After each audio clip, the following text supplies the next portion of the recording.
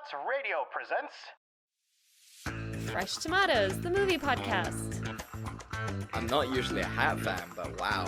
Jeg vil ikke være en dagger. I'm really sipping on that dumb bitch juice today, and Yeah, I am. But you know what? Someday I just might grow out of that. But you will never stop being a jerk. All chocolate cakes are good. You're a fascist. it's hideous. It's horrible. It's home. Angry white boy, let's go! Hello, and welcome to Fresh Tomatoes, the movie podcast. The scrappy young wrestler turned into international superstar. That's Chad Ekowitz. And that's Simone LaRue. I really do love it when you make it a personal one at the intro, because as soon as you say that's Chad Ekowitz, it sounds like you're talking about me. So when it's like a really nice one like that, and it sounds like I was the scrappy underdog who turned superstar, because that's Chad Ekowitz. But then when you're like the fucker who fucking and fucked up, I'm just like, oh, okay, that's really sad now. Okay. I mean, we can't all have perfect narratives all the time, you know?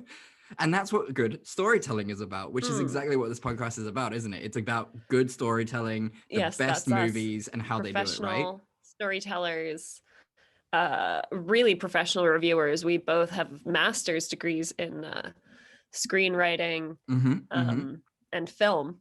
Yeah, exactly. This podcast is definitely not two people who wanted to stay in touch with each other, have a general knowledge of film, and feel entitled enough to talk about other people's work. That's definitely not what this is about. Definitely not that. No. For sure not. So in terms of good movies that we're doing this week, which ones are we doing? I'm trying to keep the metaphor. We're doing two actual cinema classics. I would say they redefined their respective genres, featuring a man whose work is very well known, and who I would say his career has really grown and blossomed over time as he became a more practiced thespian. Yes, definitely. Much his acting chops grew like his muscles. There's a definite correlation. Yeah, so we're talking about, obviously, darling of indie cinema, Dwayne "The Rock" Johnson. I would fucking love to see Dwayne "The Rock" Johnson in something like Tree of Life or something like that. Just really nuanced sort of turtleneck based films. You know what? That is a man who sets goals. If he wanted to do that, he could fucking do it. He could do that. He would be amazing in Emma Watson's part in The Help. Yes. Yes. He could play any fucking role he wants. He really could. Honestly, Hollywood should just count their lucky stars he's not going after the Oscars. True. I mean, he's leaving room for the rest of y'all.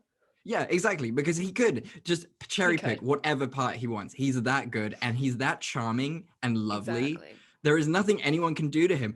I wish for the day that he's in a bad mood, because I just can't picture it. Can you picture that? I wouldn't want to see it. No, not this 1,000-pound man who. And also, like, how bad does a day have to be for that, like, bundle of sunshine and charm to, like, switch into a grumpy mood? That's true. Because he seems like a positive guy. He seems like a guy who can take a lot of stuff in his stride. So, like, how bad does a day have to be to make him angry? That's very true. I mean, I don't know if you follow him on Instagram or anything. I do. But oh yeah, so you've seen like the things he eats. And I must say, I too would not be able to be grumpy if I could have like 8 slices of French toast with like maple syrup and ice cream every day as like a snack. Like I you can't be upset when that is your diet, right? Like yeah. Very true. Yeah. He does intermittent fasting, or I'm thinking of someone else.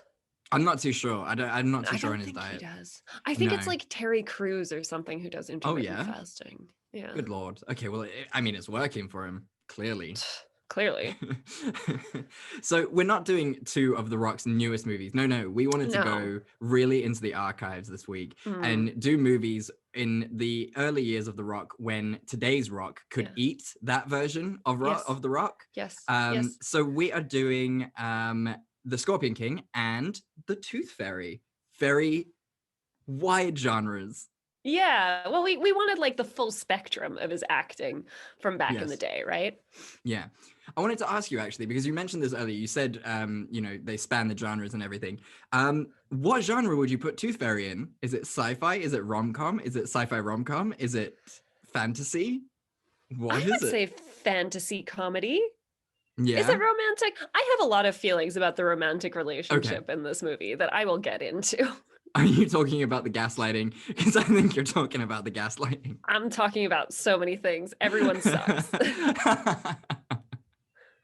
Oh, goodness me. Okay, well, let's decide who goes first. What are you drinking this week? I am just having a nice Merlot. Oh, very nice. Yes. Very, I've got very my low-key. enormous, like way too big slouchy collared shirt on. So I feel very like bohemian and cool. I should have worn a top knot today. That would have been the thing. Oh, with like a paintbrush or like a chopstick through it? Yes. Yeah, exactly. What are you doing? Exactly. What the fuck am I doing? But then I was like, the only way to compliment this is with a glass of red wine. Yeah, I appreciate it. I think you have adopted sort of the movie critic aesthetic, and I definitely appreciate it. And I'm pretty sure our YouTube listeners, watchers are also in appreciation of it. Everything they can see right down to my chest bone. Yes, I think it is a very special occasion that we're both wearing collared shirts. I'm deviating from the red hoodie, and I'm splashing out on my wardrobe as well. So I think this is a special day. We really brought out the smartness for our boy Dwayne the Rock Johnson. Dwayne deserves it. He does. Well, I am drinking what I'm going to call the Carol Ann, which is a amaretto and Diet Coke.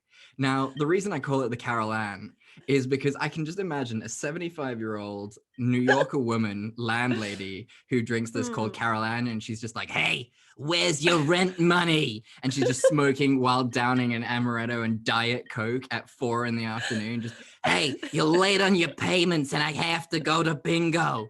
And she's just really aggressive to her clients. That was eerily accurate. That was very good. I love this whole bit. I want to be an old New York lady more than anything else in my life. In a rent-controlled, enormous apartment. Oh, it's ridiculous. How did I luck out? You got it like in the 80s. Yes, it's fantastic. And I've got like renters out in like new coming in gentrified areas, and I just refuse to let the fucking co-op boards take over this area and gentrify it. No. I'm You were fighting. a secretary from 1965 all the way up until the year 1995. Okay, you deserve every ounce of retirement money you earned and all of the money from your husband's life insurance after he died under mysterious circumstances. I was there to vote in Mayor Giuliani. I will see them put him in the ground too. I love her.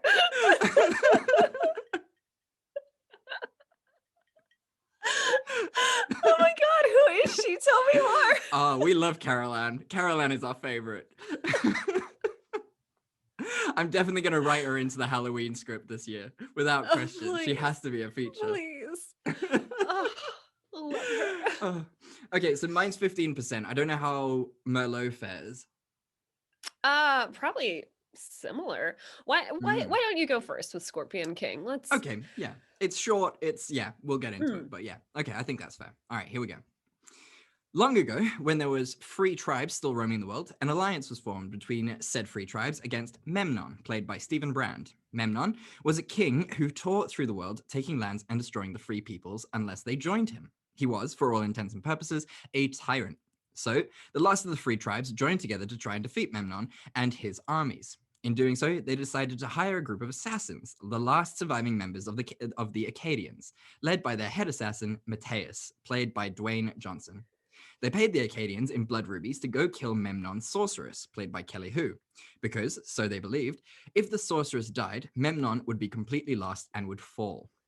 So, Matthias and the Acadians sneak into Memnon's camp and start to make their approach on the sorceress's tent. That's when Matthias realizes that it's a trap. The guards have been alerted to their arrival and were awaiting to ambush them. The other Acadians start to fight off the guards, while Matthias goes to finish the job. He sneaks into the sorceress's tent and is about to kill her when she essentially turns around to help Matthias out, and instead of trying to kill him. That's when we learn that the trap was set by one of the sons of the Free Tribe's kings. He was betrayed his father and joined in Memnon's cause. I hate Memnon because it doesn't It's sound hard. right. It's hard. It should be Agamemnon, right? Like that Right? annoys me. Yes. Okay. Yeah. Cool. Just go I'm full glad. Greek. Yeah. Like, Yeah. okay. Thank you. Yeah. Thank you. I'm glad we feel the same way about this. So now that they've captured Mateus, they plan on killing him. But the sorceress says that if Memnon kills him by his own hand, Memnon will fall. So they decide to bury him up to his head and leave him to the mercy of the fire ants in the middle of the desert. And that's when Mateus meets his trusty sidekick, Arpid, played by Grant Heslov. He's the comic relief and doesn't do much else, to be fair. So they escape because Arpid is quite wily and return to kill Memnon and the sorceress. However, when Mateus is about to kill the sorceress, he asks why she helped him, and she reveals that she is pretty much his Memnon's slave and wants freedom too. Shenanigans ensue. Mateus and the sorceress fall in love, and she foresees that if Mateus went up against Memnon, Mateus would die, but he still has to try and defeat him for the freedom of the last remaining tribes. As the three of them are wandering through the desert, they meet up with some old friends, led by Balthazar, played by Michael Clark Duncan. After a cool fight scene, Balthazar agrees to help Mateus defeat Memnon, and they head off to Gomorrah to go and try and kill him. Finally, Mateus faces off against Memnon, and just as Mateus is about to deal the final blow, the sorceress's premonition comes true. She sees an archer aiming right for him, so she tries to jump in the way, but fails miserably, and Mateus gets whacked in the back with an arrow. Despite this, he still gets up, rips the arrow out of his back, and fires it at Memnon, who dies. Iconic. It's a great scene. I appreciated it so much. So Mateus now becomes the king, and because of an incident earlier, he is branded the Scorpion King. The end. Chad, what is your cliffhanger? So it has to be this line, and it's when they're in the desert, he's just been poisoned by the scorpion arrow tip, and the sorceress is all like, oh, if he survives this, he will have the scorpion blood in him. And I love these lines because they are so this brand of fantasy where they just make no sense and they're absolute rubbish, but they're iconic, and if they're not in the film, what's the point? Yeah, what's the point? Honestly, I loved this movie. I thought it was such a fun romp. Like, it's silly. You shouldn't think about it too much. No. It's also like it's very much that like brand of fantasy, right? Where it's like, now we're going here, and then this thing happens, and then we go here, and now this happens, and now we're going there. Yes. Well, I guess you could argue that's all movies. No, but I know what you specifically mean. It's like everything is a call to action to go to the next step. It's never like call to an action for a resolution. Yes. Yeah. It's just all really, really fun. It's a very diverse cast, which is super cool. Yeah, exactly. Super cool. They didn't try to whitewash it that much, which was really Not at nice all. for a change. I think the only white person in it was the bad guy. Yeah. And where have we heard that before? It's almost like that's not familiar. Nah, never happens in real life. Not even a little bit. But yeah, like this was Prince of Persia before Prince of Persia came out, right? Yeah. Like the story is pretty much the same. I had that thought this morning. I was like, okay, so you've got this guy who is sort of the last of his people. He's being chased down for being like kind of a pariah. He saves the mystic, beautiful woman who teaches him how to love, and then he redeems himself. Yeah. And yeah, it's just like you said, I think it's perfectly lovely. The comic relief is great. The Rock is brilliant in sort of his early times, and yeah, you can't hate this film. You can't. And you know something I really appreciated, so like early on, the king dude is like, Memnon is like hitting on his priestess or whatever, and he's like, oh, I hope once I defeat him and win, you will share my bed with me. And she's like, oh my god, I can't do that because then I'd like lose my powers. So, and I was like, oh, okay, wow, that's a really sexist fucking rule. Cool. And then she like sleeps with the Rock without blinking an eye, and I was just like, oh, okay. Weird. And then like at the very end, she has this super awkward exchange with the Rock where he's like, don't you lose your powers if we, you know. I love it as well. Just like, say sex. Just say you banged. Sex. Yeah. And she's like, no, that's just a thing we made up so we don't have to sleep with people. And I was like, that's actually incredible. Like 10 out of 10. Genius. loved everything about that. Yes, yes. Like, I feel like that shows that a woman writer was on staff for this film. Somehow they got a woman in this one, because no man There was would one think of that single woman line. in that writer's room, Yeah. because there's also when Michael Clark Duncan's character is all like, "Oh, I don't want to help him." It's Yeah, for his some like reason. Amazon wife lady who's like, "What the Yes. fuck are you doing?" Yeah, exactly. It's great. It's so nice. Like, there's that realism with it as well. It's not just these like macho men. And yeah, you do get Yeah. the macho scenes and everything. I mean, the fight between Michael Duncan and The Rock is badass. So fun. That was It's super really, really super fun. But you do get like little moments like that are just so lovely. Yeah, it's just, yeah, I love all the little bits as well in this film. Yeah. I mean, that scene where Michael Duncan like dresses up as a woman and he's got the thing on, and The Rock's like, "Thank you, ma'am," and he's like, "I'm gonna get you back for that." Brilliant. Excellent work. So fun. Banter. Yeah, there is plenty of banter in this. I wish they had done more with the Scorpion. This isn't my scene that could have saved it. You're but, right. Yeah. He's called the Scorpion King. The movie's called the Scorpion King. Yes. He gets stabbed by an arrow carrying scorpion venom, and that is how he gets his name. I don't feel that. I don't know about you. Yeah, I also I thought maybe they were trying to do something where like he takes the arrow out of his back, so it's like his stinger from his back that he Ooh, uses to kill the guy. nice. Which I think is maybe a little contrived. Like, I think I really wanted that to be the case, but that's not what they were going for at all. Reading into it. Yeah, but I was just like, maybe there's like a move or something he does. It's like the Yeah. scorpion, or like he gets like special powers. I don't know. Like, if Memnon can just like casually fight with flaming swords, surely The Rock gets a move too, right? Yeah, that would make sense as far from, well, to be fair, and this is what I love about The Rock as well in this movie. Apparently his arrow strikes are so powerful they can blast people through windows and off buildings. That's pretty strong. Like, that is a strong arrow. I mean, like a good longbow. Have you seen those championships where they like use the old longbows and how much pressure they get? No? Is it quite high? They get quite a lot of pressure. Wow. Yeah. Okay. Yeah. Oh, that's very interesting. Yeah. So, I mean, in theory, he's a strong guy, I guess. I think his bow would have to be a little bit bigger to hit, like, to get, I don't know. I don't know. Yeah. Well, I know nothing about archery. If any of our listeners are avid archers and would need to work and would know the sort of size that The Rock's bow would be and how much psi he would get from loosing an arrow, please let us know. He's a big guy. Like, surely he could wield quite a big bow. Yeah, I could imagine that. Yeah, definitely. I want to talk about as well the scene where the sorceress is like, "Oh no, my premonition's come through."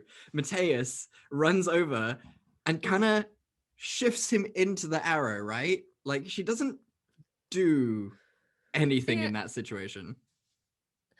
No. Yeah. She's like a useful, useless character, like sometimes she is like, she warns him that the arrow's coming and she actually tries to like jump in and he's like, "No, don't do that with your tiny body." You dumb bitch. And then like, she has the vision and she's like, "Oh, I can't stay here. I gotta go do the other thing." And like she tries, she's not the worst female character I've ever seen. No, definitely. She's got some agency, and like you said, that line she's at helpful. the end. She rescues him. Yeah, that's true. That's true. I mean, by straddling him and basically kissing him. I mean, how could you not? That was really funny when she jumped on top of him. I'm like, how is this helpful apart from to you? Yes, that's also why when they teach you how to do CPR, they also tell you to just like get up on there and straddle the person. Have you ever been on a mechanical bull? That's what you need to do during CPR. That's the exact technique you're looking for. Engage your thighs.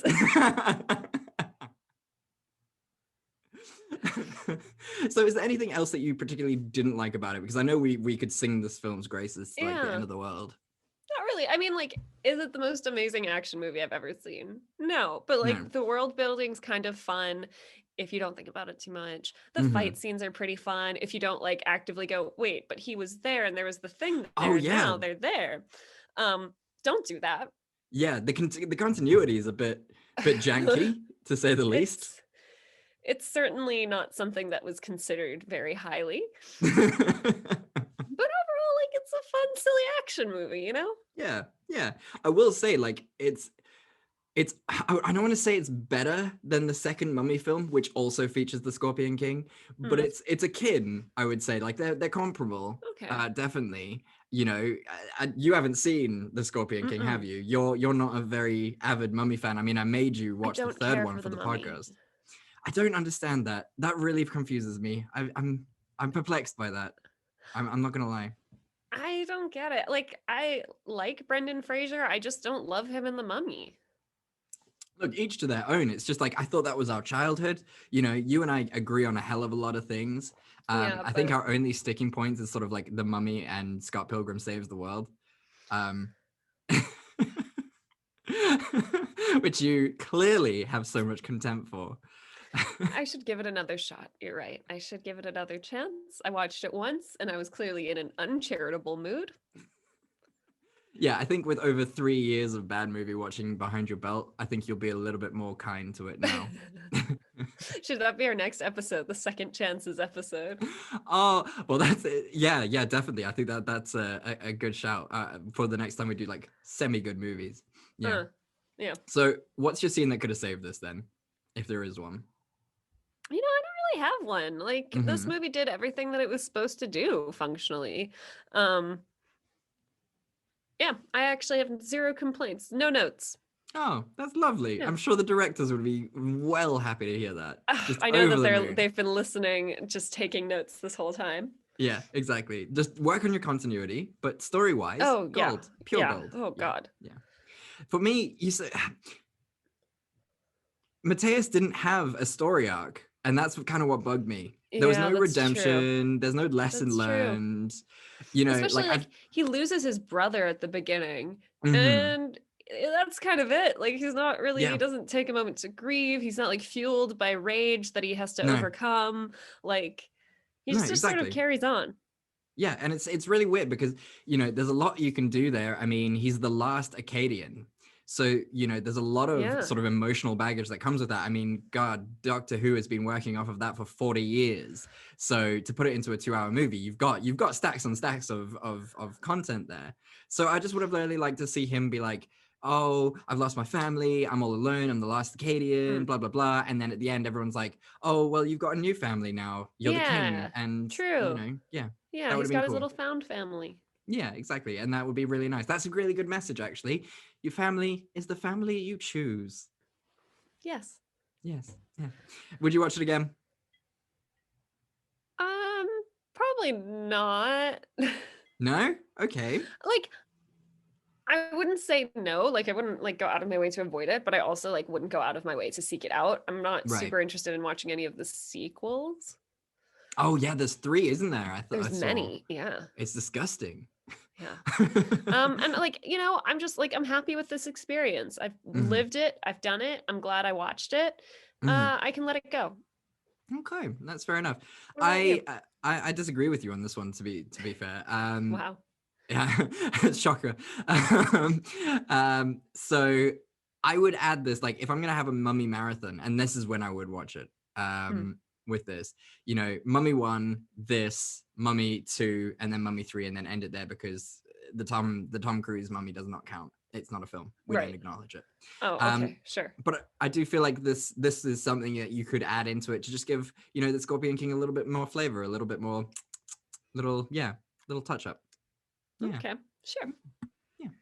Well, I enjoyed this. Thank you very much for the rock. Yeah. Now take me through the Tooth Fairy. Talk to me about lovely, adorable British people being fairies, please. Oh, honestly, yeah. Okay.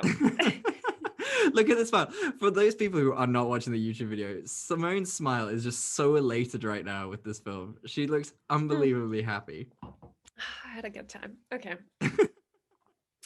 Derek, played by Dwayne Johnson, is a hockey player in the minor leagues called the Tooth Fairy. He is called that because he separates people from their teeth. And hockey fans, being hockey fans, love it.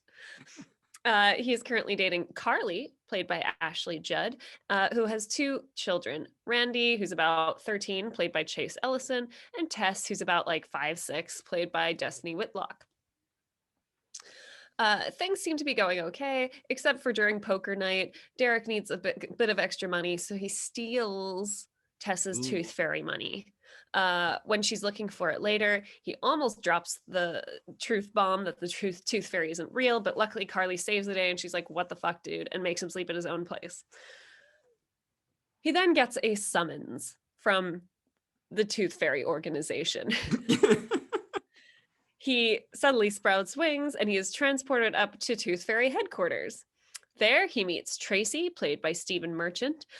Tracy is his caseworker and explains to him that he will have to be training and working as a tooth fairy as punishment for stoking disbelief, which sounds very culty.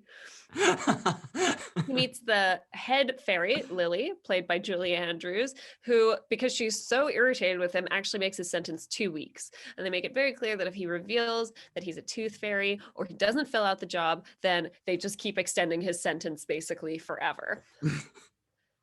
He gets assigned like a bunch of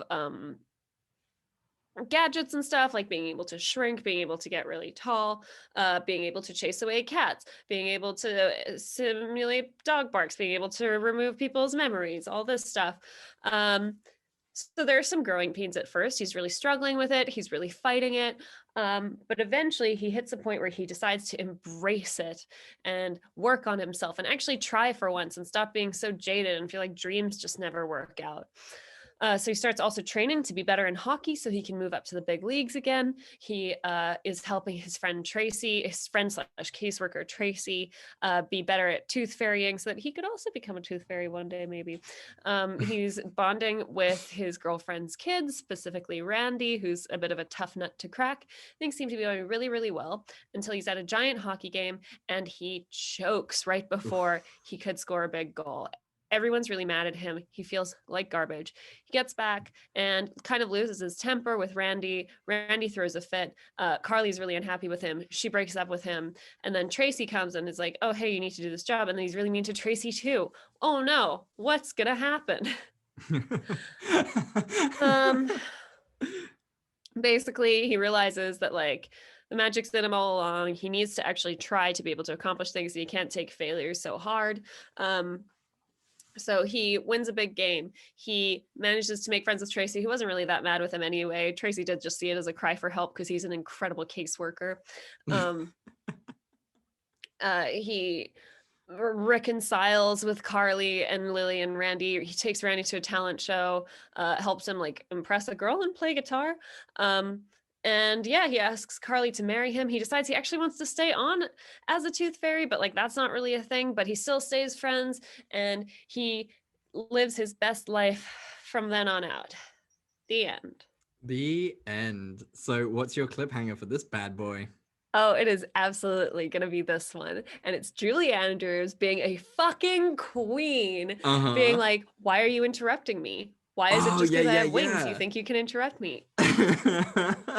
Oh, I know that this is supposed to be a movie about The Rock, but Julie Andrews stole the show. She steals. It was beautiful seeing her when she descended and like comes down from like the fairy queendom. I was like, all right, this is done now. I don't care about the Rock's journey. If I have to sit here and watch an hour and a half of her doing clerical work, I'm happy to do that. She was perfect. Absolutely beautiful. She's an icon. She was so funny. She was so perfect. I love her in everything she does. We should do a Julie Andrews week. I don't think she's. I don't think she's been in bad enough movies. No, but if we can find one, we should definitely do a Julie Andrews week. I mean, she's featured on this podcast before when we did the Princess Diaries. Yes, she did, which was a very special episode. So you mentioned right up at the top that you hate the relationships in this movie. So please dive in. I'm excited to hear you go to town. So he's dating this woman who has 2 kids. Nothing wrong with that. But it's also clear that their relationship is still kind of new. And she like calls him out and she's like, "Oh, like, you know, you're being a dick because like you're resisting how like close we're getting in this relationship and stuff." And it's like, okay, if he's not like super committed to a relationship with you. Like, how is he around your kids so much? Like to the point where he's like tucking your kids in. Like, I don't know. That was like not ace momming. And then I don't know. I have a lot of problems with her. Like, he's obviously not a great boyfriend. No, he's a terrible boy. But He's they try to pass it off like she's boyfriend. like really patient and perfect, and like she is not, because they have that fight after the after he almost reveals that the tooth fairy isn't real or whatever, and she sends him to sleep at his place. And then like he comes through the next day with flowers and he's like, oh, I'm really sorry. And she's like, well, what are you sorry for? And like he's like, oh, you know, whatever I said. And she's like, no, but what is it that you said? And then like he just keeps being like the rock and super charming, and she's eventually like, oh, fine, and lets him in. But then like she withholds sex from him, and she's like, oh, maybe if you bonded with my son. And I was like, that's not healthy at all. Yeah, that's real bad. That's real bad. Or you could just have a conversation instead of like doing this weird like emotional blackmail thing so that he'll bond with your child. Ooh, that's very ick. That's very it's ick. Super weird. And then like at the end, like he blows up and he's really mean to Randy. Like he's actually pretty unacceptable in the way he acts. And she breaks up with him. And then like later he comes and apologizes. Oh, she thinks he's like dressed up as the tooth fairy to make it up to Tess and stuff. Even though he like snuck into her house. Yeah, which is uber creepy in itself. Yikes. Yeah. And then suddenly all is forgiven. And it's like, that should at least be a conversation. Be like, hey, you can't talk to my kids like that every time you have a bad day. Like this is something that we have to have a talk about and work on. That conversation's never had. And then when they're at the concert, he proposes to her. Terrible proposal, by the way. He's just like, oh, what if we got married? Excuse me? And she's like, haha, okay, yes. And then it's done. Oh my god. Oh, there's just no communication happening in this relationship. It is not gonna end well. Yeah, no, it is very, very toxic. You're absolutely right with all your points. Yikes. I didn't even think about it as that deep as you did, but you're so right. I mean, I lost sort of interest in the relationship in itself after that first fight where he's just like, oh, I'm sorry for everything I've ever said ever, and I'm just like, oh my god, that is not an apology. Off, dude. That's not cute.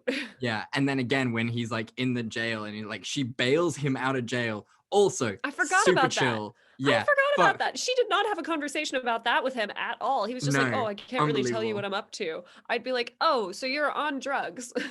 Yeah, you're on drugs, or you have a gambling problem. You've done something wrong. You're very clearly a fan of breaking and entering. That's pretty obvious. So burglary, I don't know. And then he does the whole like 3 amnesia thing, and it's like that joke of like, oh, men don't know what to say, blah blah blah, and if they could redo it, whatever. And like it's a tired joke, and I was just like, oh, fine.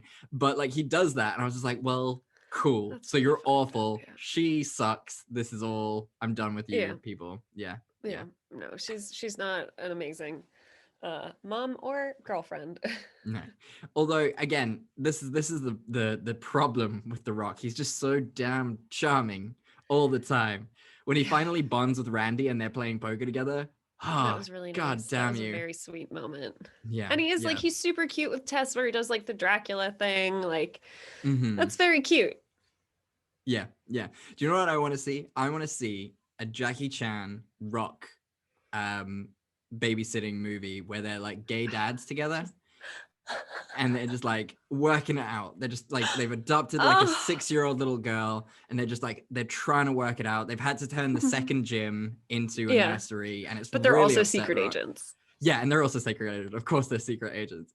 And it's just like this wonderful romp through like gay dadhood and like raising a 6-year-old girl with like a adorable Chinese man, like 50-year-old Chinese man and a 40-year-old homunculus. It would just be the best movie ever. It's all I want in my life. This is the new Spy Kids remake that we've been waiting for. Yes. Someone call up Robert Rodriguez. We've got it. Here we go. We will be ADs. We don't even need a director's credit. Let's just be assistant directors. I'm fine with that. Let's do that. Get on it. Come on, Netflix. We're giving you gold here. Come on. Gold.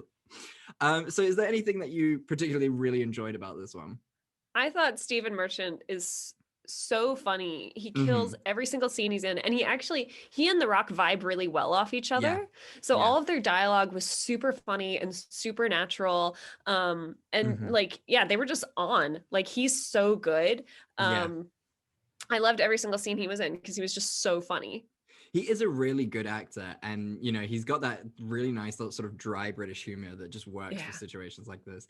It's also really funny to see a man who is taller than The Rock. He's so tall. It's unbelievable So to find a tall. man who is that tall. So yeah, it was really cute. That I really enjoyed that as well. I thought the whole fairy thing was really cute. Their wings and everything. Yeah. All the little like other fairies. You've got bloody Seth Green from Family Guy fame. He's in this for Not some reason. Seth Green, Seth MacFarlane. Seth MacFarlane. Sorry, yes. Yeah, playing the That little was drug like dealer fairy. that was great. And then you got the old man who like provides the wands and stuff and all the gear and shit, and he's just really funny. He's so funny. Yeah, like honestly, this is one of the better sort of tough Yeah. guy looking after children movies, I think. I was so surprised by how much I enjoyed this movie. Mhm. It's just super fun. It has such great talent in it that like Mhm. carries it the whole way through. Like Yeah. honestly, the subplot with like his romantic life and the kids and stuff feels so secondary. Like I just want to hang out with all these fairy characters. They're so fun.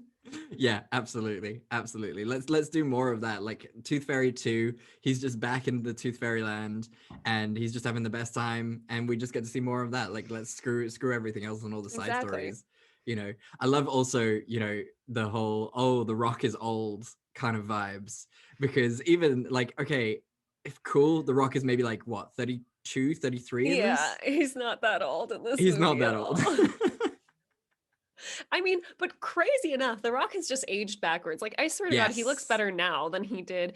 Also, he's got different eyebrows, though. Like, he has a new eyebrow person, which is Uh-huh. like, it's really just made his eyes pop. Like, whoever does his Mhm. eyebrows now, kudos to them. Because, Yes, like, yes. he just looks way better now. I also think that the decision to go full bald instead of having Yeah. like a really thin haircut was a Yeah. massive game changer for Totally. him. Yeah. Also, yeah. opens up his face. He's got great Beautiful. bone structure. Exactly. I'm really interested in young Sheldon. Fuck that. I'm really. Who are you? Now I'm going to turn to my 3-hour presentation of why The Big Bang Theory is the best show ever made. Oh my God, you've been hiding it from me all this time. Is this you coming out? Are you coming out? Yeah, this is the Sheldon time. fan? I am less scared. I'm more scared Yeah. to come out as Big Bang than I was to come out as Bi on this podcast because that is worse. That's valid. That's That is a valid. far more horrendous position to take. Honestly, Chad, I don't know if I can accept you No, being a young Sheldon. I wouldn't I don't either. know. I wouldn't either. If my kids came home and they said to me, "I love Big Bang Theory," they can get the fuck out. And I'm sorry if any of our listeners are fans, but you know what? We are not your Look, people. the earlier seasons were really fun. It just went on too long. Yeah. But what I meant to say was I'm really looking forward to the Young Rock. I think that's going to be an excellent show, and I'm really, really excited for that. It seems to have gotten pretty good reviews so far. So yeah. I definitely want to check it out. Definitely. So, scene that could have saved it. What is yours? I think it would have been maybe a little bit healthier if the mom had just like established some boundaries early on, like stood up for her kids a bit, been like, hey, this actually isn't okay. Uncool. And it's not her like withholding sex, it's her being like, literally, I don't feel comfortable being intimate with you right now because I'm really upset about this. That's totally fine and fair and valid and not manipulative. Exactly. It would have been a good starter, and it would have been just the start to getting the relationship back on a healthy track. But honestly, expecting writers in the early 2000s to write like a semi-healthy relationship dynamic is asking a lot, apparently. Yeah, that is very, very true. Although, having even one female writer on the team makes a world of difference, as we saw from Scorpion Don't be King. ridiculous, Chad. Come on, you guys. Just one female writer, guys. One. That's all we want. What's your scene that could have saved it?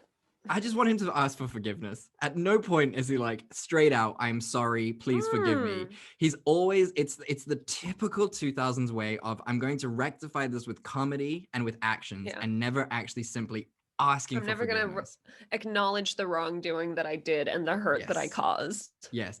It was very, very rare to hear an early 2000s man say the word sorry. It just doesn't belong in the vocabulary. They'll do everything to indicate that they're sorry, but they'll never say it. Drives me nuts. Yeah. So it would just be nice. Yeah.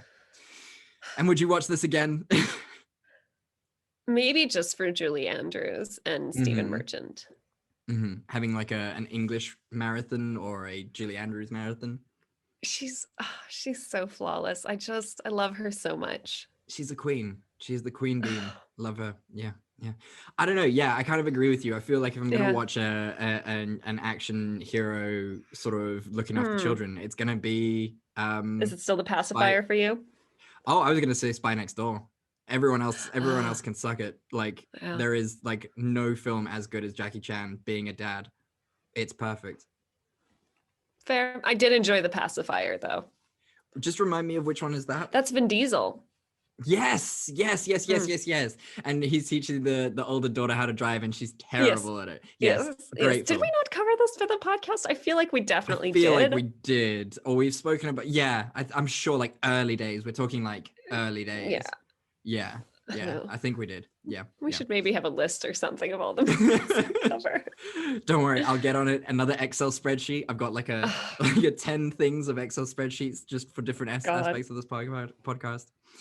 Right, Simone. Well, thank you so much. This week has been exceptional. I've really loved the Rock Week. It's the best. Yeah, it was really fun. It was super charming. I was stoked with this. Yeah. So I got to ask, what is your favorite Rock film? That is tough. That is tough. Let me actually pull up his IMDb. Yes, I think that is a good shout because I couldn't remember all of them, to be fair, that I've seen. It might be Baywatch. That is a good shout. That is a fucking film. Or amazing. Moana. Moana's good. Sorry, I put in The Rock and it came up with the movie The Rock. So I need to reevaluate myself. Let's have a look. I am looking forward to Black Adam. I think that's going to be a great film. I think we might have to do another Rock episode later and like do some of his later movies too, and just compare and contrast. That's very true. I think for me it's either Moana or Baywatch. Yeah, those are some ace movies. I'm gonna go with. He's done an awful lot, hasn't he? Yeah. I'm gonna go either. I'm gonna go Get Smart. He's fantastic in that. Get Smart or Moana. He's very, very good in those. I love his comedic roles, like when he's not too actiony. I mean, Hobbs and Shaw is fantastic, but like him like this is just fantastic. Yeah. I mean, I also loved him in Doom. Let's be honest, that is an iconic role as well. We did cover it many, many moons ago. Many a moon ago. Yeah, no, I completely agree. What a legend. Well, Simone, what is your gratitude for the week then? God, I'm caught off guard like every fucking week. I'm like, oh my God. You're falling apart. I don't know what's happening. I'm so bad at this. Like, I realized that's something I realized this week is I never take any time to reflect. So like my new job is very like, they're really all about like constant like reflection and feedback and like evaluating yourself and where you're at. Right. And I always walk into these meetings and they're like, cool. So like, what are you not enjoying? Like, how are you feeling? And I'm like, I truly have no idea. I've literally never had a job care about my feelings this much. And it is weird. Yeah. So I guess maybe that's my gratitude. Oh, that's nice. Just like my job really gives a shit. And even if I say like, yeah, I'm really struggling with this, they're like, okay, well, let's work out a system where like this isn't such a burden on you. It's not like well, you're clearly not working hard enough or you're not like. That's nice. Yeah. They just assume that I'm competent and that like there is a way to make things easier on me, which is very strange to me, and it fills me with anxiety. It's that situation where it's just too good and you're just like waiting for the shoe to drop. It feels like a trap, right? Yeah, you're waiting for the shoe to drop. That's called trauma, and it's real bad. Yeah, like that's a whole other thing. Let's not cover this on the podcast. But like, yeah, I had some thoughts this week. Oh, dude. Ah. Oh man. Yeah, I feel you. I Yeah, know what you're talking yeah. about, but yeah, that's But great. also, so yesterday was actually a year ago since South Africa went into full lockdown. Hmm. So like it was kind of cool to reflect on. I mean, like, listen, the last year has been Just great, just everything perfect, and everything's been great and it went perfect. really well. Yeah. It was super fun. Yeah, So I there guess I'm wasn't a just very grateful. dark place for us both. Like there wasn't this like a shadowy fucking doom Oh pit my of despair God. that we were both in at one point. Yeah, I don't remember that at all. But I do wish I could reach back in time now and tell Simone a year ago, like, listen, Mhm. it's gonna suck, but you're gonna be okay. Yeah. I think that's definitely a message that we can send out to all of our listeners, and I'm sure there are so many listeners out there who feel the exact same way. But if there are any listeners out there who are going through a really rough patch and just feel like you're in an absolute pit of despair, we can definitely from our own experience say things can and do often get better, even just incrementally. Like it doesn't need to be this like overnight things have gotten better and I'm amazing and it's a huge glow up, but just incrementally and like steadily 1 inch at a time things will get better, and it's just be good to really keep that in kind to mind. yourself. Do as much as you can. Yeah. And yeah, Yeah, I that's all the advice I could have, is just like be really, really kind to yourself. Yeah. Do as much as you can, and keep working towards the stuff that you want. Yeah, absolutely. And if you're very much like Simone and I are, don't hold yourself to your own standards, because your own standards are just fucking high. You need to just drop that a bit. Hold yourself to the standards that you hold the people that you love to, not the standards that you hold Pretend yourself like to. you're your own little sister or brother or something. Yeah, Just exactly. pretend you're your own younger sibling. Yeah. How would you advise them? Yeah, exactly. Well, Simone, my gratitude of the week has a visual component, and it is this. Oh, Chad, you This dog.